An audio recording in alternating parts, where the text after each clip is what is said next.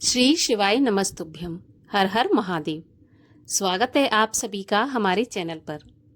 आज के इस वीडियो में हम आपको सुनाएंगे सावन मास के महात्म के 6वें अध्याय की कथा। आज दिन है बुधवार और आज है दिनांक 16 जुलाई। बुधवार के दिन भगवान श्री गणेश का पूजन भी किया जाता है और भगवान गणेश की पूजा के साथ साथ बुधवार का व्रत भी किया जाता है। तो आज हम आपको बुधवार के व्रत की कथा सुनाएंगे और उसके बाद आपको सुनाएंगे सावन मास का महात्म। तो अगर अभी तक आपने हमारे चैनल को सब्सक्राइब नहीं किया है तो चैनल को सब्सक्राइब करके बेल आइकन पर क्लिक कर लें और आज की ये वीडियो अच्छी लगे तो लाइक अवश्य कर दीजिए। आपके लाइक ही हमें ये बताते हैं कि आपको हमारा वीडियो पसंद आया है, और अगर वीडियो अच्छा लगे तो शेयर भी कर दीजिए। तो चलिए अब हम शुरू करते हैं बुधवार के व्रत की कथा। उसके बाद सुनेंगे सावन मास के महात्म्य की कथा। एक बार एक साहूकार का बेटा अपनी पत्नी को विदा करवाने के लिए अपनी ससुराल में गया।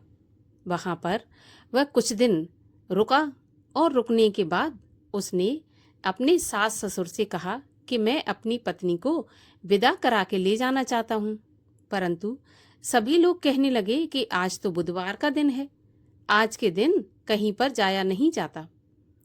लेकिन वह साहूकार का बेटा कहाँ मानने वाला था।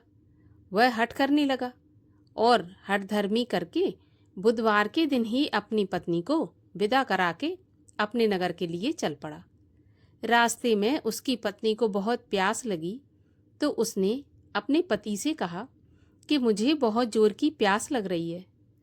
तब उसका पति लोटा लेकर रथ से उतरकर जल लेने के लिए चला गया। जैसे ही वह जल लेकर अपनी पत्नी के पास आया तो वह देखकर आश्चर्यचकित रह गया। ठीक उसी की शकल सूरत जैसा दूसरा व्यक्ति उसकी पत्नी के पास बैठा हुआ है और हंस हंस कर बातें कर रहा है, उसको पानी पिला रहा है। जब उसने ऐसा देखा तो क्रोध में भरकर उसने पूछा कि तू कौन है जो मेरी पत्नी के पास बैठा हुआ है। तब वह दूसरा व्यक्ति बोला कि यह तेरी कहाँ, यह तो मेरी पत्नी है, मैं अभी अभी ससुराल से विदा कराकर इसको ला रहा हूँ। अब वे दोनों व्यक्ति आपस में झगड़ने लगे। तभी राज्य के सिपाही आए और लोटा भरकर जो व्यक्ति लाया था उसको पकड़कर ले गए। तब स्त्री से पूछा कि तुम्हारा असली पति कौन है। तो पत्नी भी बेचारी शांत रही, कुछ नहीं कह सकी, क्योंकि दोनों ही एक जैसे लग रहे थे। वह किसे अपना असली पति कहे। वह व्यक्ति ईश्वर से प्रार्थना करता हुआ बोला कि हे ईश्वर, यह आपकी कैसी लीला है। यहाँ पर जो झूठा है वो सच्चा बन रहा है और जो सच्चा है वो झूठा बन रहा है। तभी एक आकाशवाणी हुई कि मूर्ख, आज बुधवार के दिन तुझे गमन नहीं करना चाहिए था, तूने किसी की बात नहीं मानी। अब यह सब लीला बुद्धदेव भगवान की है। उस व्यक्ति ने बुद्धदेव से प्रार्थना की और अपनी गलती के लिए क्षमा मांगी। तब बुद्धदेव अंतर्ध्यान हो गए। वह अपनी स्त्री को लेकर घर आया और बुधवार का व्रत वे दोनों पति पत्नी नियम पूर्वक करने लगे। जो भी व्यक्ति इस कथा को सुनता है तथा सुनाता है उसको बुधवार के दिन यात्रा करने का कोई दोष नहीं लगता, उसको सभी प्रकार के सुखों की प्राप्ति होती है। बोलिए बुद्धदेव भगवान की जय, गणेश जी भगवान की जय। और अब सुनिए सावन मास के महात्म्य के 6वें अध्याय की कथा। श्री सनत कुमार ने भगवान शिव से कहा, हे देव, मैंने सब सुखों को देने वाले महात्मा को सुना, अब श्रावण महीने के सोमवार व्रत की कथा सुनाइए। भगवान सदाशिव ने सनत कुमार जी से कहा, हे सनत कुमार, रवि मेरी आंख है, उनका महात्म्य भी हर्ष का कारण है। क्या मैं पार्वती सहित इस सोम नामक महात्मा का वर्णन कर पाऊंगा? जो कुछ मैं इस सोम महात्मा के संबंध में आपसे कह सकूंगा कहूंगा। सोम नाम चंद्रमा का है, सोम ब्राह्मणों के राजा हैं, यज्ञ साधन सोमलता का नाम है। अब तुम ध्यान देकर इन नामों के कारण को सुनो। यह सोमवार मेरा स्वरूप है, इसीलिए इसको सोम नाम से पुकारा जाता है। यह संपूर्ण राज्य को प्रदान करने वाला होने के कारण उत्तम है। व्रत करने वाले को उत्तम फल प्रदान करने के कारण श्रेष्ठ है। हे सनत कुमार, अब तुम इसकी व्रत विधि सुनो। मैं विस्तार पूर्वक तुम्हारे सम्मुख कहूँगा। 12 महीनों के सभी सोमवार व्रत करना उत्तम है। यदि कोई 12 महीनों के व्रत ना कर सके तो श्रावण मास के 4 या 5 सोमवार व्रत को करे। इस मास में केवल एक सोमवार का व्रत करने से 1 वर्ष के सभी व्रतों के फल का भागी हो जाता है। प्राणी को चाहिए कि श्रावण शुक्ल पक्ष के प्रथम सोमवार को प्रातःकाल सोम व्रत का संकल्प करे। यदि श्रावण मास में 5 सोमवार हैं तो 5 ही सोमवार के दिनों में प्रातःकाल संकल्प करके शाम को भगवान सदाशिव का अर्चन करें। सायंकाल में भगवान सदाशिव का षोडश उपचार से पूजन करें और फिर एकाग्र मन से भगवान श्री शिव की कथा सुनें। मैं इस सोमवार व्रत की विधि को तुमसे कहता हूँ, सो तुम ध्यान पूर्वक सुनो। श्रावण महीने में पहले सोमवार को इस उत्तम व्रत को ग्रहण करना चाहिए। स्नान आदि करके हर प्रकार से शुद्ध होकर श्वेत वस्त्र धारण करने चाहिए। काम, क्रोध, अहंकार, द्वेष, चुगलखोरी आदि का त्याग करना चाहिए। मालती, मल्लिका आदि श्वेत पुष्पों तथा नाना पुष्पों से तथा अभीष्ट उपचारों से मूल मंत्र ओम नमः शिवाय या त्रयंबक मंत्र से अर्चन करना चाहिए और हाथ जोड़कर कहना चाहिए, हे सर्व भय नाशन महादेव, मैं आपका ध्यान करता हूँ। उग्र उग्रनाथ भव शशिमौली का ध्यान करता हूँ। इसी प्रकार देवेश का मनोहर उपचारों से अर्चन करना चाहिए। अपने धन के अनुसार इस व्रत को जो करता है उसके पुण्य फल को सुनो।